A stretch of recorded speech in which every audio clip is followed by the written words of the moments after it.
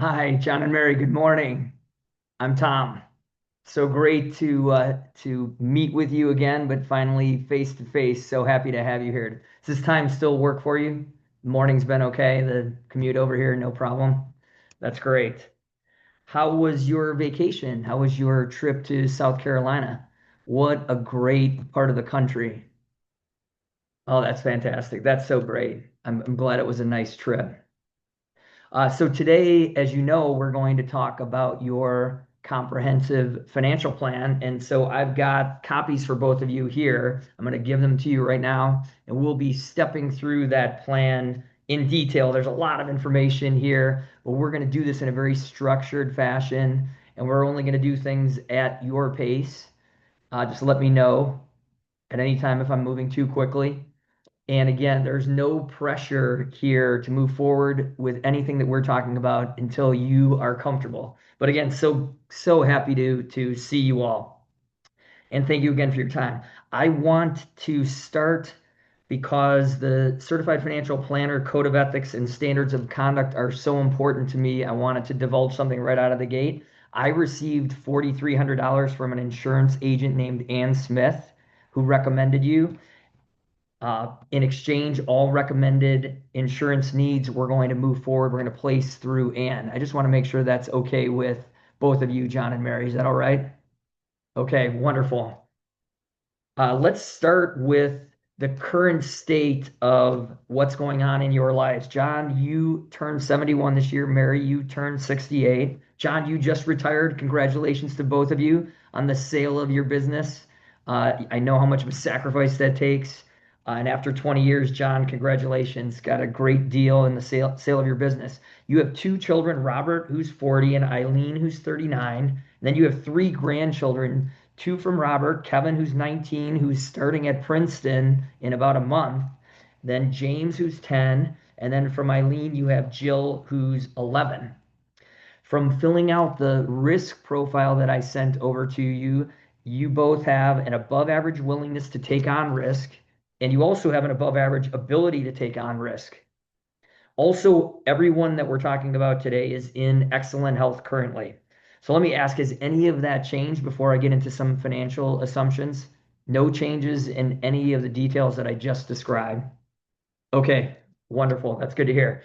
So from an assumptions perspective that we put into place for this comprehensive financial plan, we assume inflation at 2.75%, which is a great estimate. The July Consumer Price Index was 2.73%. And we assume the risk-free rate to be 3%, which is actually conservative because right now 10-year US Treasury bills are returning 4.2%, a little bit higher in interest rate environment. So we'll assume a 3% risk-free rate. And the time frame we're talking about is this year, January 1st through December 31st, 2025. Does that all sound good? Okay, that's great. Now let's talk about the goals that we outlined in our exchanges back and forth. I have them written down right here. First goal is two-part: reduce estate and gift tax liability and ensure estate planning documents are in order. Number two, review insurance contracts and discuss the possibility of purchasing a long-term care policy. Number three, reduce personal income taxes if possible. Number four, recommend a diversified portfolio. And then I added number five, make sure we have 40,000 available for a new car because you indicated that as a near-term need. So we're going to talk about your overall financial health, and then we're going to get into the other five categories of the comprehensive financial plan, which are risk management, investment planning, retirement planning, tax planning, and estate planning. So let's start first with your financial health, and we'll talk about cash management in the process of financial health. Your net worth right now is 13.7 million. And I want to congratulate you both for the work you've done throughout your lives to get to this point to have 13.7 million in net worth. Your disposable income, annual net disposable income, which measures the cash outflows in 2025 versus your cash inflows, is $1 million. So you have more cash, $1 million more cash inflows than cash outflows. And then we do a number of different benchmark metrics when we're talking through our recommendations.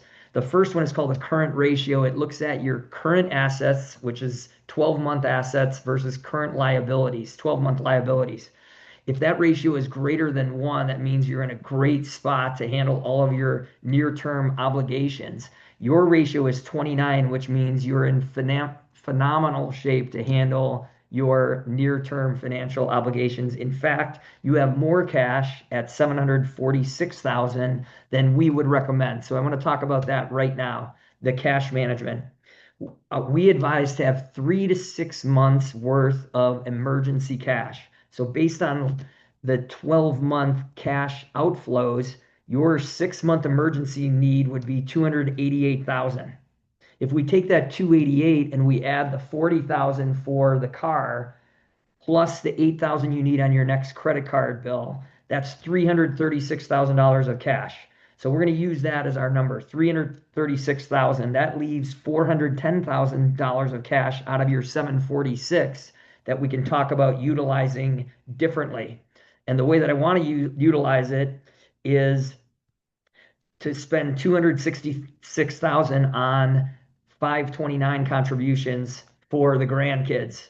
And there's a great opportunity for Kevin, who's just about to start at Princeton, for us to use what's called super funding of the 529 plan. We get to contribute 38,000 for the two of you combined, for which would normally be the amount you can contribute in 1 year. We can contribute it in 5 years forward. So we can invest 190,000 in Kevin's 529 plan right now, and then we can also invest $38,000 for James and $38,000 for Jill. So that's the 266,000 that I'm talking about going towards 529 contributions.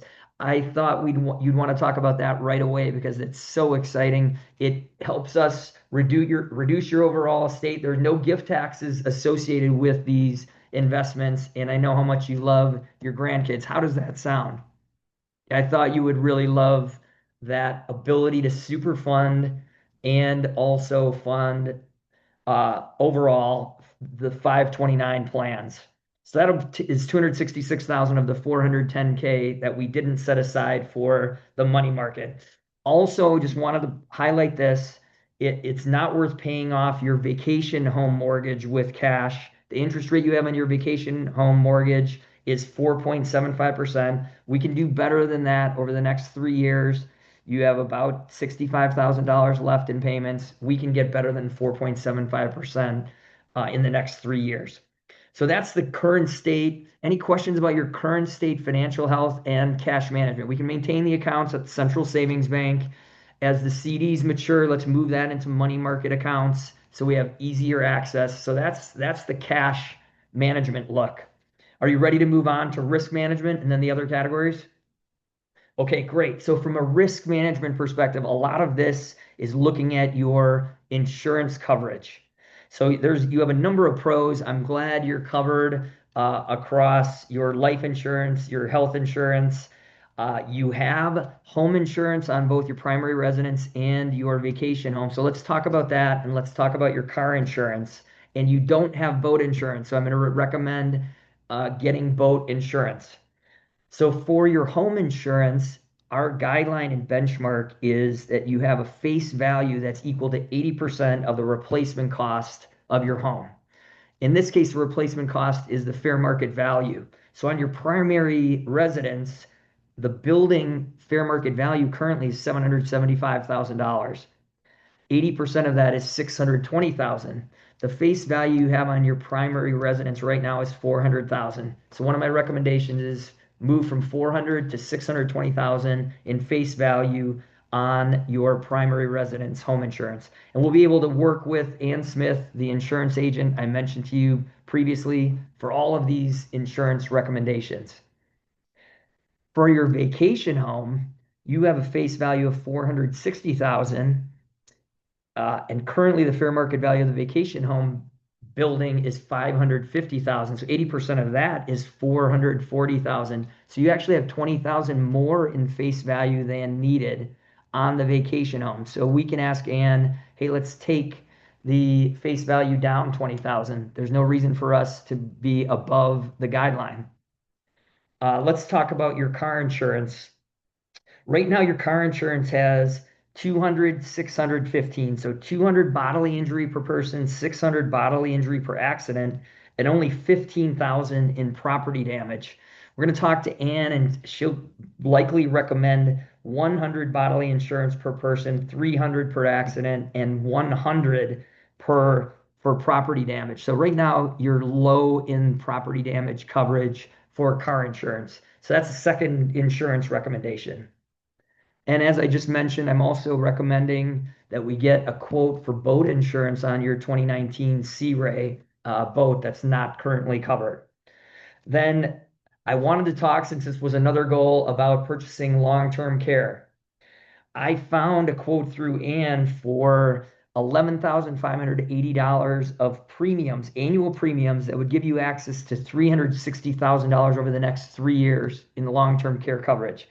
I am not positive that this is going to make sense for us to move forward. So I'm actually moving this into our 3 to 6 month action plan, which I will get to after we walk through the rest of the financial plan. So we'll come back to that. But right now, based on your excellent health and the fact that this would be almost $35,000 worth of premiums over the next 3 years, we can table that for a few months and decide whether purchasing long-term care policy makes sense for you. All right, are you ready to move on to investment planning? Let's talk about investments. So the good news, the pros are, you have a retirement balance right now of $1.6 million between John's 401k and Mary's 403b. You also have a non-qualified or taxable balance of $3.8 million right now, which is a fantastic portfolio. That's great. Congratulations again. I did analysis on your stock and mutual fund portfolio, your active trading account, the $3.8 million, and found a number of items that I would like to recommend. First, I used an analysis, a ratio called the Sharpe ratio, that showed right now your risk adjusted rate of return on that portfolio is below the market.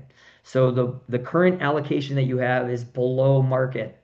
So my first recommendation is to move us to a 75-25 asset allocation, which means 75% in stocks or equities, 25% in fixed income, including bonds. So 75-25 asset allocation. A second recommendation is going to be to sell stock A. We can harvest some of the losses you have in stock A, and we can utilize that against some of the gains we're going to realize with some of our other investment moves. In addition, we do need to get a little more diversification on your stock portfolio. You only have 4 stocks right now. We can work on that, but at least 2.9 million of your overall taxable portfolio is in mutual funds. You already have a bunch of diversification. But within the mutual fund portfolio, only 331,000 of the portfolio is in the growth fund.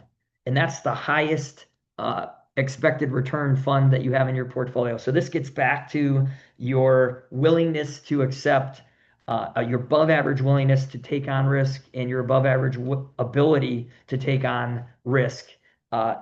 It's my recommendation to increase the balance in the growth fund by selling some stock D and the balanced fund. So we can take advantage of that nearly 11% expectation of return on the growth fund. So those are the recommendations in the investment section of the comprehensive financial plan. Any questions? Any questions there? Does that all make sense? Yeah, this is going to really work out well. This will really work out well. So next, let's talk about retirement. So I had mentioned first that your qualified accounts, your retirement accounts, the 401k for John and the 403b for Mary. The unfortunate thing is you cannot contribute to either of those right now because you're not active employees of the employer where you first started that 401k John and that 403b Mary. So the first recommendation is to roll those into IRAs, one for you, John, one for you, Mary. And there's a really exciting opportunity in rolling over your 401k, John, because you're over 70 and a half, you can make what's called a qualified charitable distribution after you complete the rollover into the IRA, and it can be up to $108,000. Since you have the Salvation Army listed as your beneficiary, we can already give 108 up to $108,000 to the Salvation Army this year after we make this rollover into the IRA. So that's going to reduce your estate, which is one of the top goals that we're talking about. So by having IRAs, then you can contribute the maximum amount possible. This year it's $8,000 each. So after the completion of the rollover, we can contribute 8,000 to your IRA, John, and 8,000 to your IRA, Mary. Uh, and then also, and this is kind of tied between the retirement and investment sections of the discussion. Mary, right now your 403B is locked into what's called a 2025 fund, which the allocations are very conservative. So after we roll that over into the IRA, we're going to want to readjust to 75-25% asset allocation from the current very conservative asset allocation that's in the 2025 fund. All right, any questions about retirement? If not, we'll move on to tax. So as you know, you pay a lot in federal income taxes and state income taxes. In 2025, it will be 285,000 in federal income taxes and 90,000 in state income taxes. So we're going to keep doing our best to reduce your income taxes, reduce your adjusted gross income, and make decisions that move us in that direction. Incidentally, one other investment decision, a recommendation I forgot to mention is you have a bond fund that has 422,000. If we can make sure there's as much invested in municipal bonds provide tax-free income, which can provide tax benefits since we're talking about adjusted gross income. So I'll recap that when we get to the action items at the end as well. So the two things, or the most important thing I wanted to talk about, because John, you asked this question, is, and it's a great story how you received as a gift from your mom that 1918 inverted Jenny stamp that your dad purchased.